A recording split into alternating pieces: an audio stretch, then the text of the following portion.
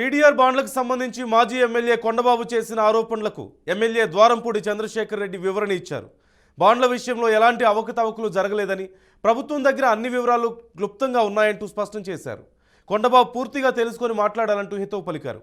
వచ్చే ఎన్నికల్లో కాకినాడ నుంచి టికెట్ తెచ్చుకొని తనతో పోటీకి సిద్ధమవ్వాలంటూ సవాల్ విసిరారు. 250 కోట్లు 250 కోట్లు అంటున్నావు.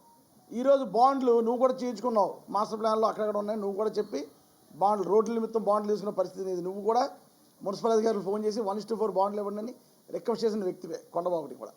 ఏదైతే ఈ బాండ్లు ఇస్తారో ఈరోజు మార్కెట్ వాల్యూ ప్రకారం 30% 35% ఉన్నాయి. అక్కడ ఉన్న ల్యాండ్ వాల్యూకి ఒక లక్షల్లో అటు ఇటు తేడాలో మొత్తం మీద అక్కడ ఉన్న ల్యాండ్ ఓనర్కి వస్తుంది.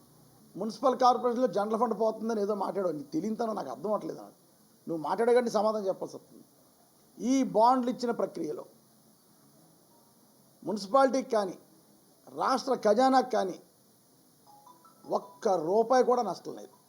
తెలుసుకోవు, ఏదేదో మాట్లాడేస్తావు. నీ వెనకాల ఉన్న వాళ్ళందరూ ముద్దులే. ఒకటి సమాధానం చెప్పండి. నీకు నన్ను పైపచ్చి అంటాడు, నా దోపిడీ శేఖర్ ఆ శేఖర్కి పేరు పెట్టారు, ఈసారి నుంచి దొంగని పేరు పెడతాను. నువ్వు ఎన్ని పేరు ప్రజలు నీకు తెలిసిరా బాబు ఎవడ నేరేటంది. దొంగని పేరు నీకు పెట్టాలి. ఎందుకు చెప్పనా?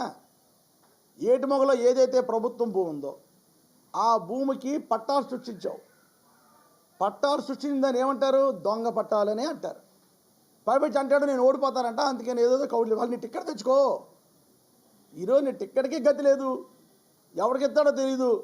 ఒక్కరోజు జనసేనకి ఇస్తున్నారని తెలిసి ఇంట్లోంచి బయట రావు డేలా పడిపోయి.